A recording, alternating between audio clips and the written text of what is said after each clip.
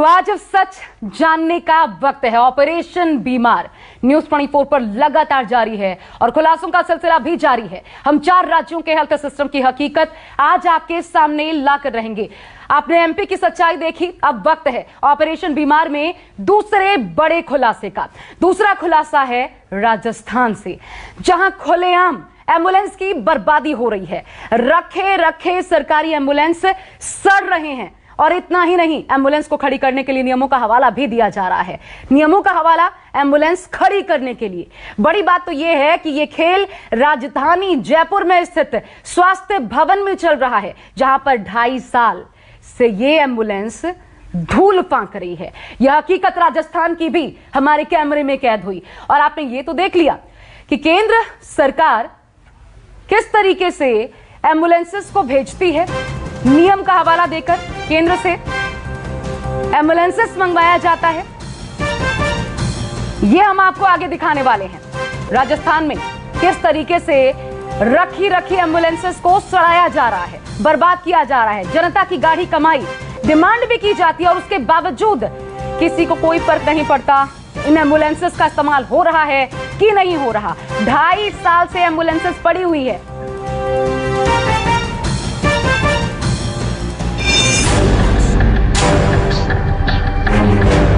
राजस्थान की राजधानी जयपुर के तिलक मार्ग पर स्थित ये है राजस्थान का स्वास्थ्य भवन।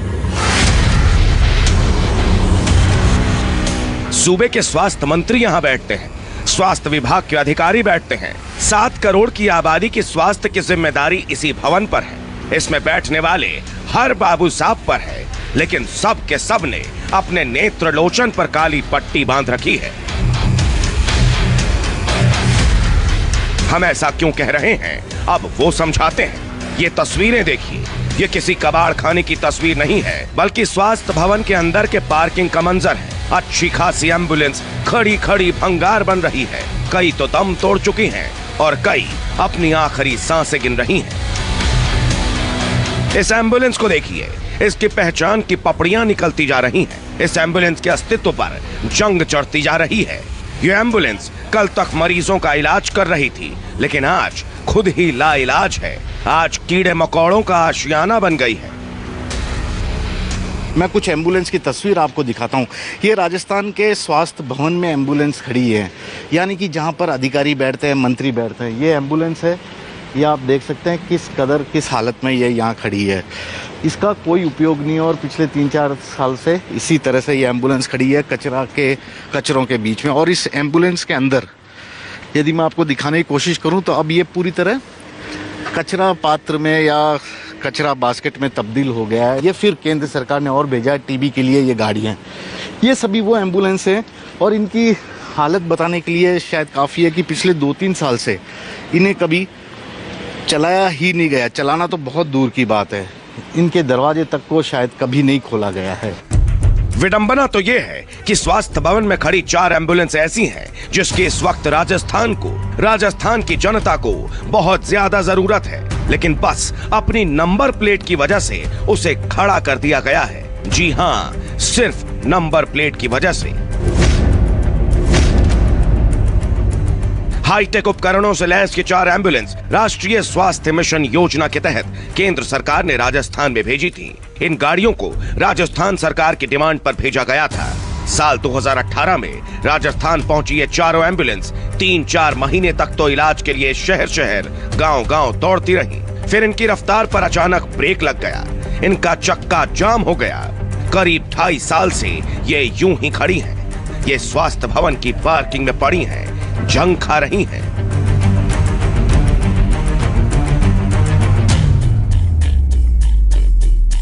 इन 4 एम्बुलेंस की अहमियत क्या है वो तो हम आपको आगे बताएंगे, लेकिन सबसे पहले ये जानिए कि इनके खड़े रहने की दलील क्या दी जा रही है।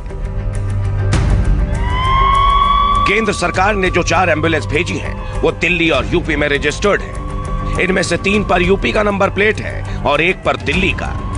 दलील ये दी जा रही है कि बाहर की गाड़ियों को पहले राजस्थान में रजिस्टर करना होगा, इसके बाद ही ये चल पाएंगी। उसमें थोड़ी टेक्निकल प्रॉब्लम है। वो 3 गाड़ियां हमारी यूपी के रजिस्ट्रेशन की हैं। हमारी लगातार कोशिश है, यूपी का जो हमारा सेक्शन है स्टेट टीवी ऑफिसर, उनसे भी हम लगातार संपर्क में हैं और भारत सरकार से भी हम लगातार संपर्क में हैं। अभी कोशिश है कि हम ये गाड़ियां वहाँ जाए बिना इनको राजस्थान का नंबर मिल जाए, क्योंकि वहाँ यूपी गाड़ियों को ले जाना थोड़ा मुश्किल भरा काम है। कोशिश है हमारी कि वहाँ जाए बिना ये गाड़ियों का हमारे को नंबर मिल जाए। स्वास्थ्य अधिकारी की दलील में भी कितना दम है उसकी हवा हम निकालते हैं। अधिकारी दावा कर रहे हैं कि बिना रजिस्ट्रेशन की ये गाड़ियां राजस्थान की सड़कों पर नहीं दौड़ सकती हैं। तो जरा ये बताएं कि शुरुआती 3-4 महीनों में ये कैसे दौड़ती रही? क्या नियम तब नहीं थे? हालांकि ये नियम तो सही है, लेकिन ये सिर्फ कमर्शियल यानी पीली नंबर प्लेट वाली गाड़ियों पर लागू होता है। केंद्र सरकार की तरफ से जो एम्बुलेंस आई है उनमें से 2 पीली नंबर प्लेट वाली हैं और 2 सफेद नंबर प्लेट वाली यानी प्राइवेट व्हीकल है। यानी 2 एम्बुलेंस तो बेरोक टोक चल सकती हैं, लोगों की जान बचा सकती हैं। लेकिन हकीकत क्या है वो तो आप खुद अपनी आंखों से देख रहे हैं। ये सभी गाड़ी यूपी रजिस्ट्रेशन के नंबर की है और राजस्थान सरकार का ये कहना है कि जब तक इनका रजिस्ट्रेशन राजस्थान का नहीं हो जाता ये गाड़ियां गांव में नहीं जा सकती। हर गाड़ी में आपको यूपी रजिस्ट्रेशन का नंबर मिलेगा, जैसा कि अधिकारी बता रहे हैं। ये दिल्ली से आया है, ये डीएल का नंबर है 1LAA4549, उसका यूपी रजिस्ट्रेशन का था। और इसके बाद एक और गाड़ी है जो यूपी रजिस्ट्रेशन की फिर से नंबर है।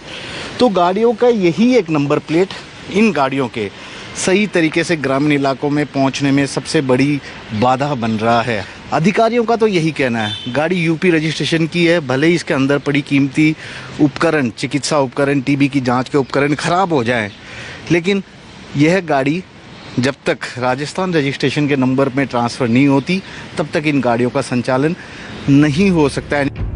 राजस्थान स्वास्थ्य विभाग के जो अधिकारी नियमों की दुहाई दे रहे हैं, न्यूज़ 24 जनता की तरफ से कुछ सवाल पूछना चाहता है। सवाल ये कि बीते 2 सालों में इन गाड़ियों का रजिस्ट्रेशन प्लेट क्यों नहीं बदला गया? केंद्र सरकार को चिट्ठी लिखकर प्रक्रिया को फास्ट ट्रैक क्यों नहीं किया गया? अगर राजस्थान स्वास्थ्य विभाग ने इस मसले पर कोई कार्रवाई शुरू की है तो जनता को कागज दिखाएं। हमारी पड़ताल में तो यही लग रहा है कि स्वास्थ्य विभाग के अधिकारियों को लोगों की जान की फिक्र ही नहीं है। अगर होती तो 2 साल में न जाने कितनी गाड़ियों के रजिस्ट्रेशन प्लेट चेंज कर दिए जाते। तो यहाँ तो सिर्फ 2 एम्बुलेंस का सवाल है। नियत होती तो ये भी हो जाती, लेकिन सरकारें नियम, नियत और नैतिकता से कहां चलती हैं? कैमरामैन दिनेश कुमावत के साथ केजे शिवत्सन, जयपुर, न्यूज़ 24।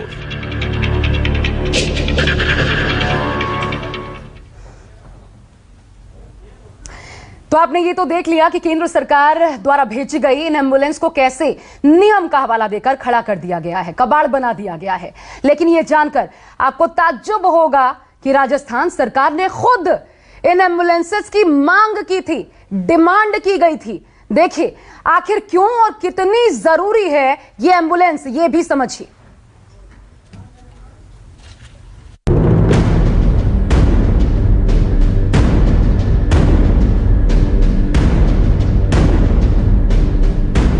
ढाई साल से राजस्थान के स्वास्थ्य भवन में 4 एम्बुलेंस खड़ी हैं। नंबर प्लेट रजिस्ट्रेशन की वजह से ये चल नहीं पा रही हैं। 2.5 साल में स्वास्थ्य विभाग के किसी भी अधिकारी ने इसका रजिस्ट्रेशन प्लेट बदलवाने की जहमत तक नहीं उठाई।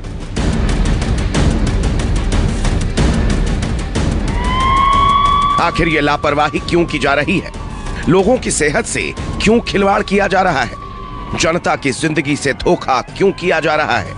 आखिर इन 4 एम्बुलेंस की अहमियत क्या है? अधिकारी तो इन सवालों के जवाब जानते हुए भी न जाने कौन सी नींद में सो रहे हैं। लेकिन इन सवालों का जवाब जनता को भी जानना चाहिए, ताकि उन्हें समझ में आए कि वो जिस सरकार को चुनकर लाए हैं वो टैक्स पेयर के पैसों का कैसा सदुपयोग कर रही है। ये गाड़ियां राज्य में टीबी कंट्रोल के लिए आई थी। हर एम्बुलेंस टीबी के इलाज के उपकरणों से लैस है। बलगम की जांच से लेकर छाती के एक्सरे की सुविधा है, साथ ही हर जरूरी उपकरण मौजूद है। प्लान यह था कि यह एम्बुलेंस ग्रामीण इलाकों तक जाकर टीबी मरीजों का इलाज करेगी। ये विजन बताया गया कि जो लोग इलाज करवाने में सक्षम नहीं है उन्हें इस एम्बुलेंस के जरिए डोर टू डोर जांच और इलाज की सुविधा दी जाएगी। लेकिन कथनी और करनी में कितना फर्क है, इसकी गवाही ये तस्वीरें दे रही हैं। जब केंद्र सरकार ने राजस्थान सरकार के सहयोग से इन गाड़ियों को खरीदकर यहाँ पर भेजा, तब उम्मीद जताई जा रही थी कि गांव ग्रामीण इलाकों तक ये सभी गाड़ियाँ पहुँचेगी और लोगों का इलाज उन्हीं के गांवों में आसानी से हो जाएगा, ऐसे स्वास्थ्य केंद्रों पर जहां पर की टीबी जांच की सुविधा नहीं है। तो इस तरह से चूंकि राजस्थान में 1,36,000 से ज़्यादा टीबी के पेशेंट पिछले साल थे और इस साल हालांकि कोरोना के चलते इनकी संख्या कम हुई है, लेकिन यह गाड़ी जब तक राजस्थान रजिस्ट्रेशन के नंबर में ट्रांसफ़र नहीं होती तब तक इन गाड़ियों का संचालन नहीं हो सकता। यानी ग्रामीण सेवा तक, दूर दराज के इलाकों तक टीबी का इलाज नहीं हो सकता और लोगों को सरकारी स्वास्थ्य केंद्र तक दूर दराज के इलाकों में जाना ही पड़ेगा। टीबी के मरीजों के मामले में राजस्थान देश के टॉप 5 राज्यों में शुमार है। देश में आने वाले कुल टीबी के मरीजों में से 7% राजस्थान से आते हैं। बावजूद इसके टीबी के इलाज में काम आने वाली एम्बुलेंस स्वास्थ्य भवन में 2.5 साल से खड़ी है। राज्य को इन एम्बुलेंसेस की जरूरत कितनी है, इन आंकड़ों से साफ हो जाएगा। 2018 में राजस्थान में 1,59,000 से ज्यादा टीबी रोगियों की सूचना मिली। अगले साल यानी 2019 में राजस्थान में टीबी के लक्षणों वाले 1,76,000 मरीजों की पहचान हुई। 2020 में टीबी के मिले मरीजों की संख्या 1,36,000 थी। 1.5 साल से कोरोना के चलते बाकी बीमारियों की जांच कम ही हो पा रही है। बावजूद इसके राज्य में इस साल अब तक 56,000 टीबी के नए मरीज मिल चुके हैं। टीबी के मरीज बढ़ते ही जा रहे हैं। स्वास्थ्य विभाग पर मरीजों के इलाज के लिए बोझ बढ़ता जा रहा है, लेकिन विभाग है कि बाहर से आई मदद को भी जनता तक नहीं पहुंचा पा रहा है। ऐसे में अगर राज्य में टीबी की वजह से एक भी जान गई तो इसका जिम्मेदार राजस्थान का स्वास्थ्य विभाग होगा। स्वास्थ्य मंत्री होंगे, स्वास्थ्य विभाग के अधिकारी होंगे। कैमरामैन दिनेश कुमावत के साथ केजे श्रीवात्सन, जयपुर, न्यूज़ 24।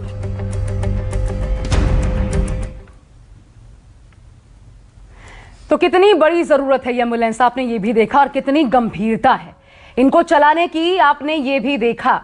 हकीकत है ये जो इस वक्त हमने आपको दिखाया। डिमांड कर मंगवाई गई थी और उसके बाद देखिए उसका कितना इस्तेमाल हो पाया। आप देख सकते हैं स्क्रीन पर कुछ खास मेहमान इस वक्त मेरे साथ जुड़ गए हैं। मैं परिचय करवा दूं, रामलाल शर्मा जी बीजेपी से हमारे साथ मौजूद हैं। अर्चना शर्मा कांग्रेस से हमारे साथ इस वक्त जुड़ी हुई हैं। डॉक्टर राहुल भार्गव फोर्टिस अस्पताल से गुरुग्राम से हमारे साथ मौजूद हैं। डॉक्टर DR राय फॉर्मर IMA वाइस प्रेसिडेंट हमारे साथ जुड़े हुए हैं। आप सबका स्वागत है। लेकिन और साथ ही श्रीवत्सन भी है हमारे साथ, मेरे सहयोगी, जिनकी रिपोर्ट आप देख रहे थे। सबसे पहले अर्चना जी मैं आपके पास आना चाहूंगी, कितनी मजबूर और कितनी कमजोर सरकार है आपकी कि 2 साल से क्योंकि राजस्थान का नंबर प्लेट नहीं मिल पाया, ये एम्बुलेंसेस धूल फाक रही हैं, कबाड़ बन रही हैं, पड़ी हुई हैं। तो इतनी बड़ी मजबूरी एक सरकार के लिए। आशा जी, मजबूरी और मजबूती का दोनों का जवाब मैं आपको दूंगी। एक बहुत महत्वपूर्ण और प्रासंगिक मुद्दा आपने उठाया, इसके लिए तो आपको धन्यवाद। लेकिन मुद्दा उठाया, प्रश्न खड़े किए और उत्तर भी आपने खुद दे दिए।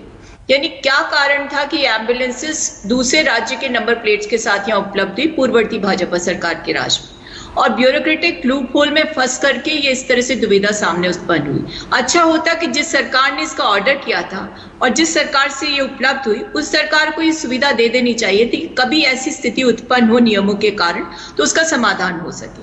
और जहां तक बात राजस्थान सरकार की मजबूती की है, तो जिस मजबूती के साथ कोरोना काल का हमने सामना किया और जिस तरह से जनता को सुविधाएं देने के लिए मुख्यमंत्री खुद हमेशा मौजूद रहे 24 घंटे, उसी का कारण है कि आज राजस्थान की स्थितियां पूरे देश से बेहतर है, चाहे वो मॉर्टेलिटी रेट को लेकर और कोरोना की या रिकवरी रेट को लेकर। 1 मिनट, तो मेरा ये मानना है, सुनिए मेरी बात, आप मेरी बात पूरी करने दीजिए। जब ये कहा जाता है केंद्र सरकार के माध्यम से, जब यहाँ से पत्राचार होता है कि आप इन गाड़ियों को गोरखपुर ले आइए, तो आप बताइए कैसे सुविधा हो सकती है? कोरोना के नियंत्रण का काम करें या इन गाड़ियों को वहां भेज करके इनके रजिस्ट्रेशन को चेंज करवाएं? लेकिन जब तक इस मुद्दे को इस सुधी चैनल ने उठाया, उससे पूर्व ही हमारे जो हेल्थ के प्रिंसिपल सेक्रेटरी हैं वो इस चीज को संज्ञान में ले चुके थे और ने निर्णय ले लिया था कि हम इन एम्बुलेंसेस को यूज करेंगे, इस्तेमाल करेंगे, और जो टेक्निकलिटीज है उनका निदान बाद में करवाएंगे, क्योंकि ये जो समय अनप्रेसिडेंटेड टाइम है और इसमें जितना उपयोग हो सके संसाधनों का, उनका उपयोग किया जाना चाहिए। तो हम लेकिन क्या इस्तेमाल हुआ? आप कह रहे हैं पहले ही नोटिस में लिया गया, उसका क्या असर हुआ? और दूसरी चीज, आप कह रही हैं पिछली सरकार, आपकी जिम्मेदारी क्या बनती है? आप तो कहते हैं सब दुरुस्त कर देंगे, जब सत्ता में आने की बारी होती है तब क्या दावा किया जाता है कि हर एक लूप होल को भरा जाएगा। तो ये जिम्मेदारी पिछली सरकार पर डालकर ये सरकार कैसे बच सकती है? नहीं, हम जिम्मेदारी नहीं डाल रहे हैं, हमारी आदत नहीं है। हम कोई केंद्र सरकार की तरह थोड़ी है कि उनके पेट्रोलियम मंत्री दरें बढ़ाते हैं और यूपीए गवर्नमेंट को दोषारोपण करते हैं, ऐसा नहीं करते हम लोग हर चीज को फैक्ट्स के साथ प्रस्तुत करते हैं। और कम से कम राजस्थान राज्य के लिए तो आप सबको पता है, पूरे देश को, पूरे विश्व को पता है कि जब जब कांग्रेस की सरकार इस राज्य में स्थापित होती है तो प्रतिमान स्थापित होते हैं मेडिकल रिफॉर्म्स किया। आपने देखा फ्री मेडिसिन स्कीम कौन लाया? राजस्थान सरकार लाई। WHO ने उसको कहा कि रेप्लिकेट करिए, अन्य राज्यों ने किया। फ्री मेडिसिन के साथ साथ उसके बाद हमने फ्री टेस्ट कर दिया और यहाँ तक कि मूक पशुओं के लिए मुफ्त दवाइयां उपलब्ध करवाई। यही वो कारण है मैम कि हेल्थ इंडेक्स के मामले में 16वें स्थान पर है राजस्थान। इतना बढ़िया काम हो रहा है कि हेल्थ इंडेक्स के मामले में आप 16वें स्थान पर हैं। मेरे साथ श्रीवास्तव भी जुड़े हुए हैं। मेरी बात सुनिए, मैं जरा श्रीवास्तव जी का रुख कर लूं, फिर आपके पास दोबारा आती हूं, क्योंकि वही आप फैक्ट्स की बात कर रही हैं, श्रीवास्तव बताएंगे। श्रीवास्तव, ये कितना मुश्किल काम है? कोरोना काल है, लेकिन जान बचाना भी तो प्राथमिकता है। ये एम्बुलेंसेस कितने की जान बचाती? टीवी अभी हमने देखा जगह जगह जाकर तमाम क्षमताएं मौजूद है, लोगों की जांच हो, दवाइयों का वितरण हो। अभी हेल्थ मिनिस्टर जो हैं इसी अप्रैल के महीने में अंतर्राष्ट्रीय सम्मेलन को संबोधित कर रहे थे टीवी को लेकर के। तो ये तो अंतर्राष्ट्रीय योजना जिसमें भारत सरकार पुरजोर तरीके से कदम बढ़ा रही है, उसको भी पलीता लगाने का काम है। कितना मुश्किल है रजिस्ट्रेशन प्लेट हासिल करना?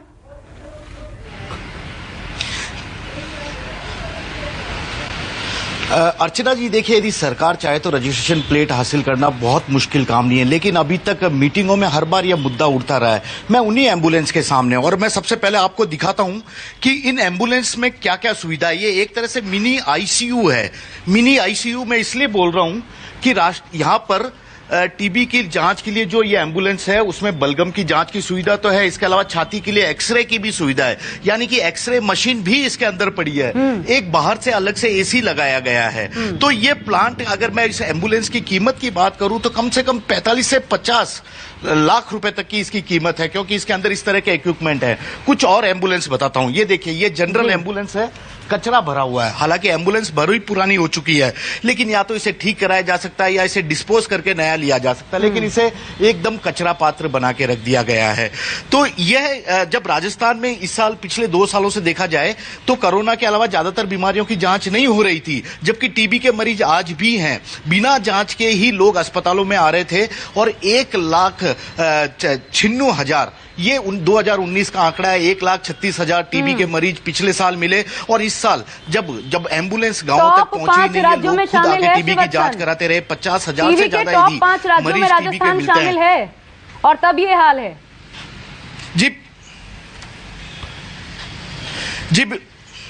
जी बिल्कुल। देखिए, शायद ये आधिकारिक स्तर पर ही सबसे बड़ी लापरवाही कही जाएगी, क्योंकि इस रास्ते से अधिकारी कई बार यहां से जाते हैं, इस एम्बुलेंस को देखते हैं और दुख भी जताते हैं, लेकिन कभी भी उन्होंने फाइल आगे बढ़ाने की, आगे चलाने की, इनका रजिस्ट्रेशन नंबर, ये देखिए, ये यूपी का रजिस्ट्रेशन है, व्हाइट बोर्ड रजिस्ट्रेशन है। व्हाइट बोर्ड की गाड़ियां आपको जयपुर में किसी भी राज्य की चलती मिल जाएगी। पुलिस उन पर कार्रवाई नहीं करती है, क्योंकि इन्हें चलने की इजाजत है, लेकिन इन एम्बुलेंस को रोका गया। अब यहां पर यह पूरी तरह जंग खा गई है, कचरा के ढेर में तब्दील हो गई है। राष्ट्रीय स्वास्थ्य मिशन की ये एक महत्वाकांक्षी प्रोजेक्ट के तहत इसे यहां भेजा गया था। तो ऐसे में अधिकारी क्यों नहीं जाग रहे हैं? क्यों इन एम्बुलेंस का सही तरीके से उपयोग नहीं कर पा रहे? क्योंकि यदि ये एम्बुलेंस सड़क पर चलती है यूपी रजिस्ट्रेशन में, तो भी कौन पकड़ना चाहेगा, क्योंकि ये जनता की जान बचाने के लिए जा रही है। लेकिन अधिकारी शायद इस बात को समझने के लिए तैयार ही नहीं है, और पिछले 2.5 साल से उनकी नींद तक नहीं खुल पाई है। अर्चना जी, अब जवाब दीजिए, 2 तो चल सकती हैं। आपने दुहाई दे दी नियमों का कि 2 नहीं चल पा रही, 2 क्यों नहीं चल रही हैं?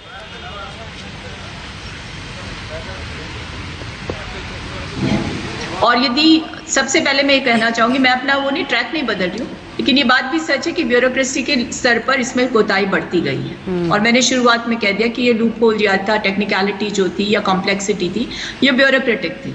लेकिन जब से ये संज्ञान में रहा है, तब से इसकी कवायद को सिंप्लीफाई करने की कोशिश की जा रही है। कहते हैं ना, कोई कॉम्प्लेक्स मेरी बात सुनिए, कोई भी कॉम्प्लेक्स प्रॉब्लम होती है तो सॉल्यूशन सिंपल होना चाहिए। संज्ञान में कब आया? कॉम्प्लेक्सिटी को कैसे बढ़ाएंगे कि आप गोरखपुर ले आइए? अरे साहब, ये हमारी जिम्मेदारी नहीं, केंद्र सरकार की भी है जो डोनर के रूप में इसके नेम प्लेट्स बदलने के लिए कवायद को सिंपल। संज्ञान में कब आया?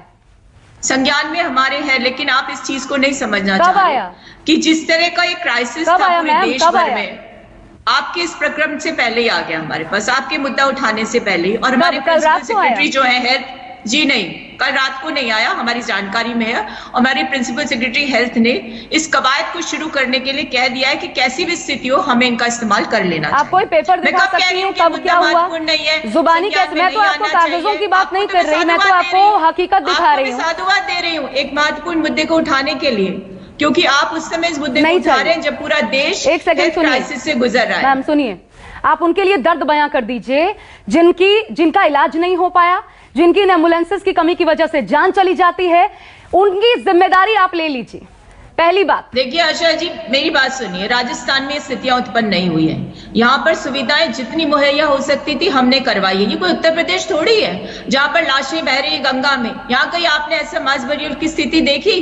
कहीं ऐसी स्थिति? ये राजस्थान है जहाँ पर वैक्सीन को दबाया जाता है, दबा दिया जाता है। देखिए आशा जी, मेरी बात सुनिए, मैं उस डिबेट में भी बैठी थी और उसमें केंद्र सरकार के मंत्री लिखते हैं हमारे स्वास्थ्य मंत्री को कि ऐसी रिपोर्ट अमुक अमुक समाचार पत्र में आई है, आप इसके फैक्ट्स में जाइए, इसको प्रोब करिए, इसकी जानकारी उपलब्ध करवाइए, इंक्वायरी करिए। हमने की, हर मुद्दे की हम गहराई तक जाते हैं और सच्चाई को निकाल करके लाते हैं। बहुत आसान है, जो स्टैंडर्ड एस्टैब्लिश्ड है उसके अकॉर्डिंगली हमारे यहाँ कई वेस्टेज नहीं है, सिर्फ हमारे यहाँ जो हो रहा है वो मैं आपको बयां कर देती हूँ। बहुत आसान है, ये कह देना हमारी संज्ञान में कार्रवाई कर रहे हैं, कब कर रहे हैं और कब होगा यही समझ से परे है। दुर्भाग्यपूर्ण तो ये है, कैसे भरोसा कर लें? आपकी सरकार को आए कितने दिन हो गए, कैसे भरोसा कर लें? एक होती है नीति, एक होता है नियत। रामलाल शर्मा जी, वो नियत सरकार में नजर आती है क्या? मुझे तो नहीं आती। ये 2 एम्बुलेंसेस 4 एम्बुलेंसेस को खड़ी देख के कितना मुश्किल है एक सरकार के लिए काम करना। कोविड का हवाला किस किस रूप में दिया जाता रहेगा कि ये नहीं हो पाया, कोविड की वजह से वो नहीं हो पाया। क्या हो रहा है प्रदेश?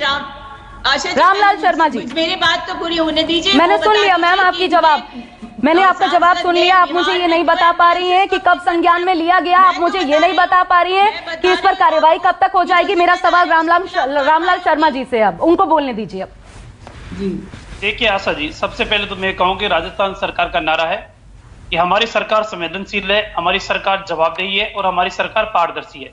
लेकिन अगर 2.5 साल के शासनकाल के दौरान देखें तो आज जनता ये कहती है कि ना तो ये सरकार संवेदनशील है, ना ये सरकार पारदर्शी है और ना सरकार ये जवाबदेही है। ये जवाब भी ढंग से नहीं दे रही, गलती को स्वीकार भी नहीं कर रहे कि हाँ हमसे 2.5 साल के अंदर गलती हुई है, उसको हम स्वीकार करें। तो ये सरकार सिर्फ नारों के अंदर चल रही है, आपसी झगड़ों के अंदर चल रही है, आपस के वर्चस्व की लड़ाई के अंदर चल रही है। अब मुझे एक चीज बता दो कि 2018 के अंदर एम्बुलेंस आई, 18 की सरकार हमारी दिसंबर के अंदर चलेगी, 2.5 साल से ये सत्ता के अंदर है, लेकिन उसके उपरांत भी 2.5 साल तक एक जो सिर्फ कागजी कार्रवाई है, ये कागजी कार्रवाई पूरी नहीं कर पाए तो ये जनता को लाभ कब दे पाएंगे? ये तो भगवान ही मन का मालिक है। लेकिन क्या राजस्थान के अंदर सिर्फ कागजी कार्रवाई करने के लिए भी 5 साल का इनको कार्यकाल चाहिए? तो क्या जनता की समस्याओं के समाधान करने के लिए आपको कितने वर्ष चाहिए? आज राजस्थान के हालात ये बन चुके हैं कि हमारी सरकार के समय जितनी भी वेलफेयर की स्कीमें थी, सारी स्कीमों को बंद करने का काम किया। सिर्फ 2.25 साल तक आयुष्मान भारत योजना, जो 5 लाख रुपए तक की गरीबों को सहायता पहुंचाने वाली योजना है, उस योजना को भी सरकार ने लागू नहीं किया और अपनी वाहवाही लूटने के लिए इन्होंने एक योजना लेकर है, चिरंजीवी योजना, जिसके अंदर हम सबको लाभ पहुंचाने का काम करेंगे। आशा जी, 2.5 साल बदला क्या? आप लोग यही बड़ी बात है, आरोप प्रत्यारोप लगाते हैं, कोई सुनने को तैयार नहीं होता। असलियत सामने है, 16वां नंबर है हेल्थ इंडेक्स के मामले में राजस्थान का। ये बहुत अच्छी बात नहीं है। कम कर दी गई थी। जीडीपी का जो औसत है, राष्ट्रीय औसत जो आप स्वास्थ्य मिशन पर खर्च करते हैं, उसका आंकड़ा देख लीजिए उठा करके, क्या हाल है राजस्थान में, कितना कम है औसत से। डॉक्टर राहुल भार्गवा, समय आपको जोड़ना चाहती हूँ, कितनी गंभीरता नजर आती है सरकारों की? क्या कहा जाए इसको? कितना कम है? क्या हमारा तो औसत से 4% 5%। अरे अर्चना जी, सुनने की आदत डालो, सुनने की आदत डालोगे तो सेहत के लिए भी ठीक रहेगा और राजनीतिक दृष्टि से भी ठीक रहेगा। देश का क्या सुनने की आदत भी नहीं है, जवाब देने की स्थिति में नहीं हो। सरकार ने 2.5 साल के अंदर किया नहीं, रुक जाइए, आप दोनों ने बोल लिया। मैं डॉक्टर राहुल को अब जोड़ना चाहती हूँ। एक होता है सर सरकार पर भरोसा, 10% कर दिया जीडीपी का। गली गली ये देखिए स्वास्थ्य विभाग के यहाँ पर ये 4 एम्बुलेंस इस प्रकार से खड़े हैं। आप अंदाजा लगाइए राजधानी में उस मंत्रालय में कबाड़ बनाया जा रहा है, कोई नहीं देख रहा, कागजों का रोना रोया जा रहा है, तो फिर दूर दराज के इलाकों की, दूसरे शहरों की कौन पूछे? ये गंभीरता है सरकारों की। हम बार बार हर प्लेटफॉर्म पे ये बोलते हैं कि देश 1.65% जीडीपी का हेल्थ पे खर्चा करता है। अगर उसका ऑडिट किया जाए तो एक अनुमान के अनुसार 400 से 800 करोड़ की बर्बादी होती है ये जो इंफ्रास्ट्रक्चर, ये एम्बुलेंसेस और बाकी सब चीजों की बिटवीन द टसल, सेंटर और स्टेट की टसल के बीच में 400 से 800 करोड़ रुपए की, आप सोचिए उससे कितनी सारी चीजें हो सकती थी और की जा सकती है।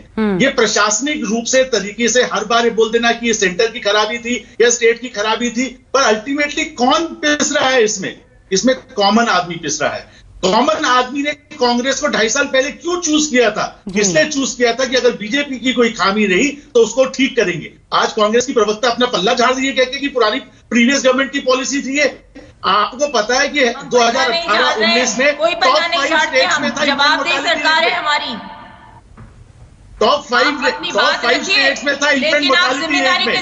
आपको पता है 2020 बड़ा आसान होता है टीवी चैनल पर दोषारोपण करना। नहीं अर्चना जी एक सेकंड, सवाल उठाना भी आपको जायज नहीं लगता?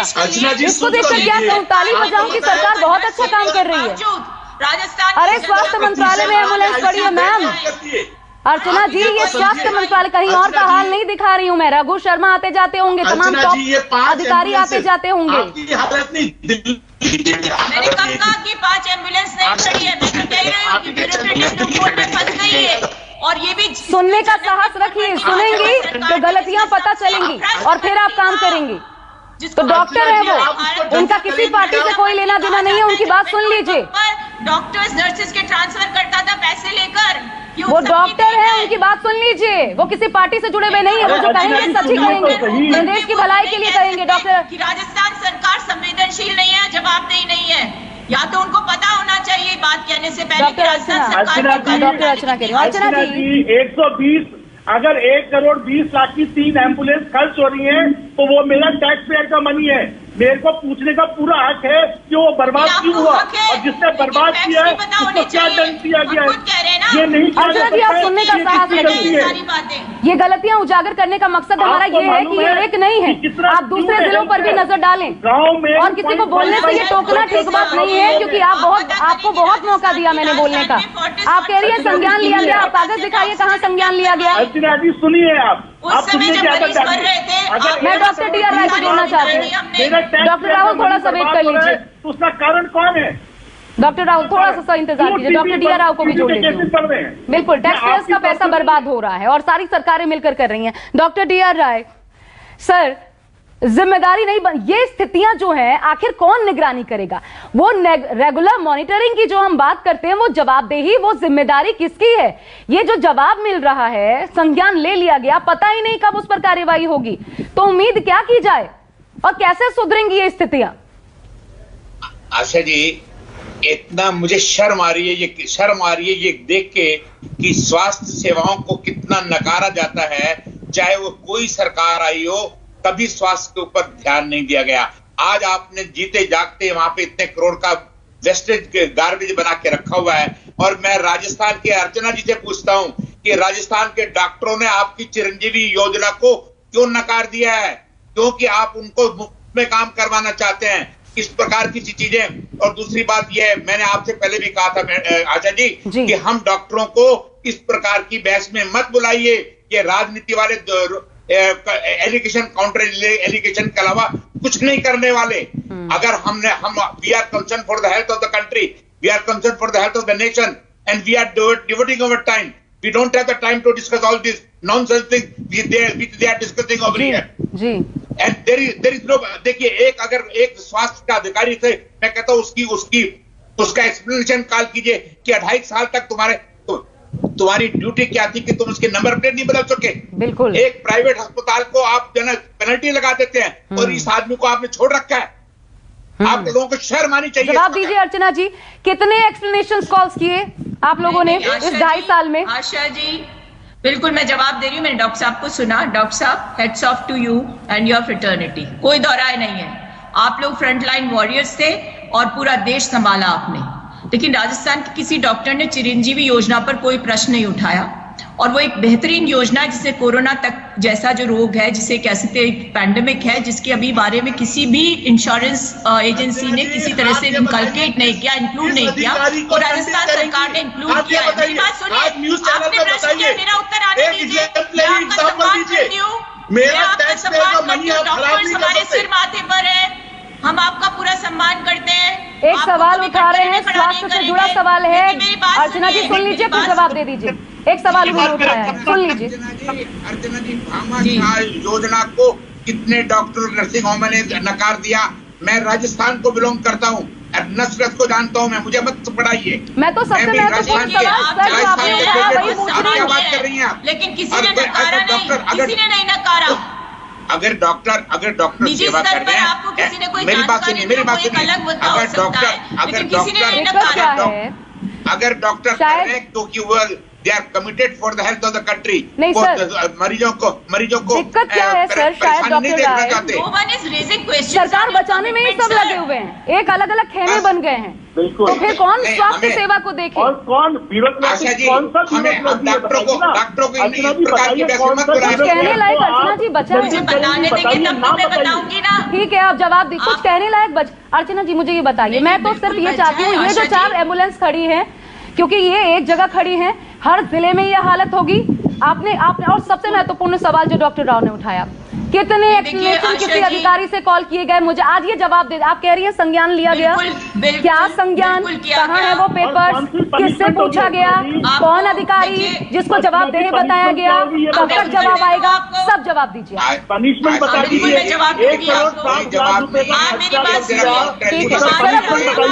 अर्चना जी को, ठीक है, हमने बहुत सारे सवाल उठाए, अर्चना जी को जवाब देने दीजिए। बिल्कुल, देखिए संज्ञान में इस प्रकरण को लाए, आपको बहुत बहुत धन्यवाद। एक महत्वपूर्ण मुद्दा है और सचमुच में विवेचना होनी चाहिए, और मैं तो ये कह रही हूँ आपसे कि जिम्मेदारी भी सुनिश्चित होनी चाहिए, वो हम करेंगे, इसमें कोई दौराय नहीं है। लेकिन कई चीजें ऐसी होती हैं जो कॉम्प्लेक्सिटी के साथ आपको सुपुर्द की जाती है विरासत के रूप में। हम चाहते हैं उसका सिंपलिस्टिक सोल्यूशन हो, और वो हमने निकाल लिया है। हम केंद्र सरकार की उस बात को नहीं मानने वाले कि इस समय त्रासदी के समय इनको गोरखपुर ले आइए, इनका प्लेट बदल देंगे। हम लोगों ने निर्णय कर लिया राज्य सरकार के स्तर पर कि हम इनका इस्तेमाल करेंगे, इनको ठीक करवाएंगे, और इनका जितना सदुपयोग हो सकता है वो करेंगे। कब? डॉक्टर रॉय कह रहे थे कि डॉक्टर्स की यहाँ स्थिति ठीक नहीं है। मेरी बात सुनिए, आप उत्तर दे रहे हो आपको, आप पीछे बोलेंगे उससे कोई फायदा नहीं है। आप सुनिए मेरी बात को, ये वो राज्य है जिसने बहुत सारे इनोवेशन किए हेल्थ सेक्टर में, फ्री मेडिसिन के साथ साथ अभी रेजिडेंट्स का जो ऑनरेरियम है उससे बढ़ाया। मैं एक और हकीकत दिखाना चाहती हूँ, मैं वापस आ रही हूँ आप तमाम मेहमानों के पास वापस। अर्चना जी जरा गौर से देखिएगा, राजस्थान में कैसे अभी जो हम दिखा रहे थे, अर्चना जी भी जो दुहाई दे रही थी, नियमों का हवाला, टैक्स पेयर की गाड़ी कमाई को बर्बाद, नियमों के आड़े आकर बर्बाद कर दिया जाता है। भ्रष्टाचार तो अलग होता ही है, हर राज्य सरकार में होता है। राजस्थान के हेल्थ सिस्टम की पूरी पिक्चर भी देख लीजिए, और उसके बाद इस चर्चा को आगे बढ़ाते हैं। देखिए, पूजा के पास चलते हैं। जी हाँ, तो अब आपको राजस्थान की स्वास्थ्य व्यवस्था की पूरी डिटेल्ड रिपोर्ट दिखाते हैं। राजस्थान की आबादी है 6 करोड़ 85 लाख। नीति आयोग के हेल्थ इंडेक्स पर राजस्थान 16वें नंबर पर आता है, यानी काफी नीचे। इससे पहले कि यहां की स्वास्थ्य व्यवस्था की क्लियर पिक्चर आपको दिखाएं, यहां कोरोना ने कितना कहर बरपाया वो भी देखिए। राजस्थान में कोरोना के 9,52,000 केस रिपोर्ट किए गए हैं, वहीं मौत का आंकड़ा भी 9,000 के करीब है। अब बात यहां के हेल्थ बजट की करते हैं। राजस्थान सरकार 11,280 करोड़ रुपए अपनी जनता के स्वास्थ्य कल्याण के लिए खर्च करती है, जो कि कुल बजट का 7% है। देश के बाकी राज्यों का एवरेज है 5.5%। राजस्थान सरकार खर्च तो कर रही है, लेकिन सवाल यह उठता है कि ये पैसे आखिर जा कहां रहे हैं। राजस्थान में पीएचसी यानी पब्लिक हेल्थ सेंटर है 2,463। इसके अलावा कम्युनिटी हेल्थ सेंटर है 579। सब डिस्ट्रिक्ट हॉस्पिटल है महज 64। राजस्थान में 33 डिस्ट्रिक्ट हॉस्पिटल हैं। जिस राजस्थान की आबादी 6 करोड़ 85 लाख है, उस राजस्थान के सरकारी अस्पतालों में सिर्फ 51,844 बेड्स हैं। तो ये है राजस्थान के स्वास्थ्य विभाग की हेल्थ रिपोर्ट। तो ये राजस्थान की हेल्थ रिपोर्ट है, जिसके बूते राजस्थान 16वें स्थान में है हेल्थ इंडेक्स के मामले में। मैं सीधा श्रीवत्सन एक बार आपके पास आना चाहूंगी। संज्ञान लिया गया, अभी बहुत बार अर्चना जी ने कहा है कि संज्ञान लिया गया है, इस मामले का जल्द निपटारा होगा। क्या कार्यवाही अभी तक हुई है, आपको कुछ पता लग पाया है?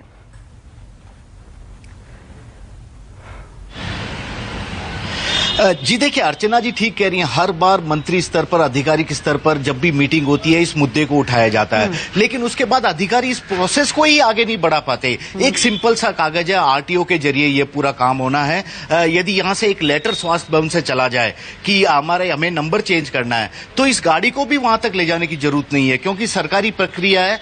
हो सकता है कहीं ना कहीं वक्त की जरूरत को देखते हुए शायद कागजों के जरिए ही इसका नंबर भी चेंज हो जाएगा। लेकिन यहाँ इस जो एम्बुलेंस है बाहर खड़ी खड़ी कबाड़ नहीं हो रही है, इसके अंदर एक्सरे मशीन है, टीबी की जांच की तमाम तरह के चिकित्सा उपकरण है, काफी महंगे उपकरण है। और यहाँ पर एक लाइन लिखा हुआ है, taking TB diagnosis closer to public, यानी जनता के पास में या जनता के नजदीक हम टीबी की जांच को ले जाएंगे। लेकिन स्वास्थ्य भवन में ये गाड़ियां खड़ी है, तो जनता इसके पास आ पा रही है, न ये गाड़ी जनता के पास जा पा रही है। तो इसका कोई बड़ा फायदा बिल्कुल भी नहीं निकल पा रहा। और अधिकारियों को सोचना पड़ेगा कि आखिरकार वे क्यों इस तरह से करते हैं, क्यों एक सिंपल फाइल चलाने में इतनी देरी कर रहे हैं। 2.5 से 3 साल का वक्त यदि इन एम्बुलेंस के कागज का रजिस्ट्रेशन चेंज कराने में लग जाता है, तो अब जब ये रजिस्ट्रेशन अगर मान लो हो भी जाए, तो इसको ठीक करके जनता के बीच में फिर से ले जाकर जांच करने में कितना वक्त लगेगा, ये अंदाजा लगाया जाना मुश्किल नहीं है। इसका सीधा सा जवाब ये है, क्योंकि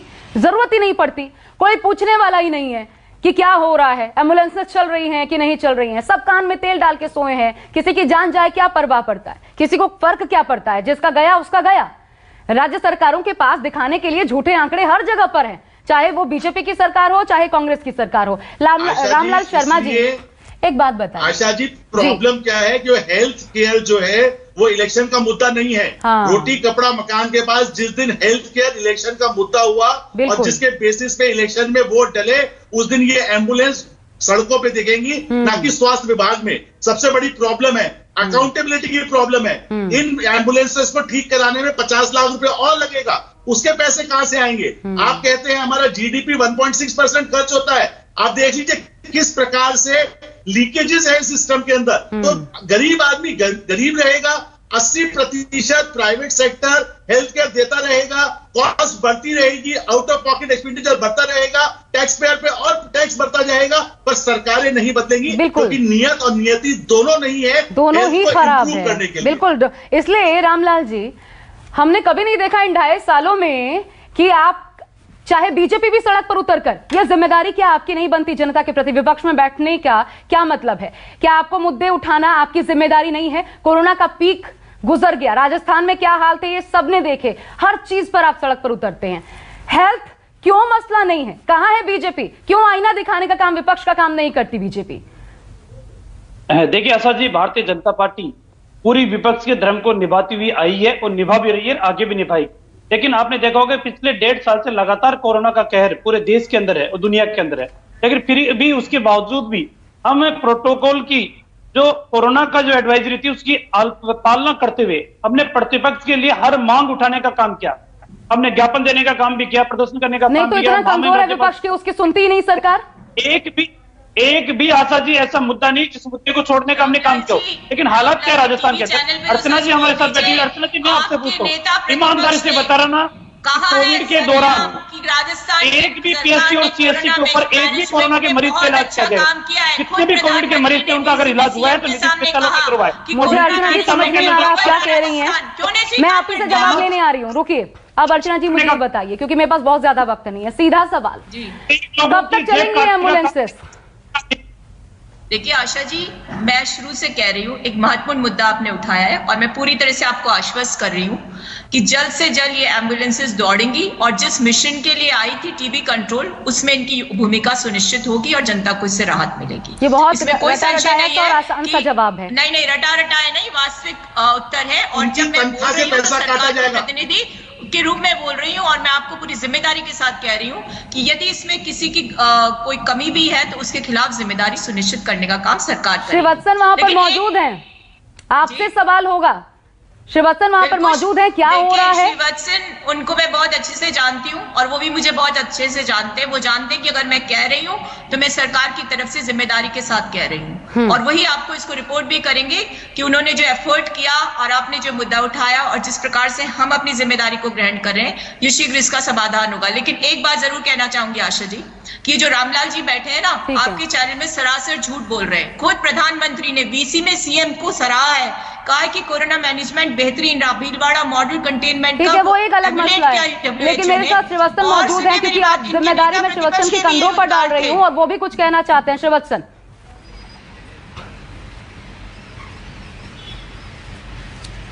मैं अर्चना जी से केवल इतना ही कहना चाहूंगा, वो कोशिश हमेशा करती हैं, उनके मंत्री भी यहां पर इस मुद्दे को कई बार उठा चुके हैं, लेकिन इसमें दो एंगल है। ये गाड़ियां बीजेपी शासनकाल में मंगवाई गई थी और बीजेपी जब राजस्थान में सत्ता में थी तब ये गाड़ियां आई, 3 महीने तक चली, चुनाव की बात आ गई, उसके बाद बीजेपी सरकार में से उस दौरान ये गाड़ी खड़ी है और अब तक खड़ी है। मंत्री अपने स्तर पर हर बार इस मीटिंग में इस मुद्दे को उठाते हैं, लेकिन अधिकारी अभी तक अपनी जिम्मेदारी लेने को तैयार नहीं है। सब कहते हैं हो जाएगा नंबर चेंज, हम कोशिश करेंगे, लेकिन अभी तक फाइल बनी तक नहीं है, बनी तक नहीं है, तो कब लगाम लगेगी? बनाना चाहिए, उनसे जवाब लेना चाहिए। एक्सप्लेनेशन कॉल जिसकी बात डॉक्टर डी आर राय कह रहे थे, मैं उम्मीद करती हूं अर्चना जी वो एक्सप्लेनेशन कॉल की जाएगी और हमें जवाब मिलेगा। बहुत शुक्रिया आप सभी का हमारे साथ जुड़ने के लिए। अर्चना शर्मा, डॉक्टर राहुल भाग, डॉक्टर डी आर राय, रामलाल शर्मा जी, आपका भी श्रीवत्सन, आपका भी नजर बना के रखिएगा, हम आपसे अपडेट्स लेते रहेंगे। लेकिन आपको बता दें, अभी हमारा ऑपरेशन बीमार यहीं खत्म नहीं होता। इसके बाद भी कुछ और राज्यों की हकीकत आपके सामने होगी। आंखें खोल देने वाले खुलासे, और फिर कह रहे हैं सच दिखाना जरूरी है। लोकतंत्र के प्रहरी के रूप में हर गली नुक्कड़ पर कहां क्या गड़बड़ी है, कहां लोगों के जीवन पर संकट इन लापरवाहियों की वजह से चल रहा है, आपके सामने पेश करते रहेंगे। हमारा ऑपरेशन जारी है। इस ब्रेक के बाद लौटेंगे तुरंत वापस।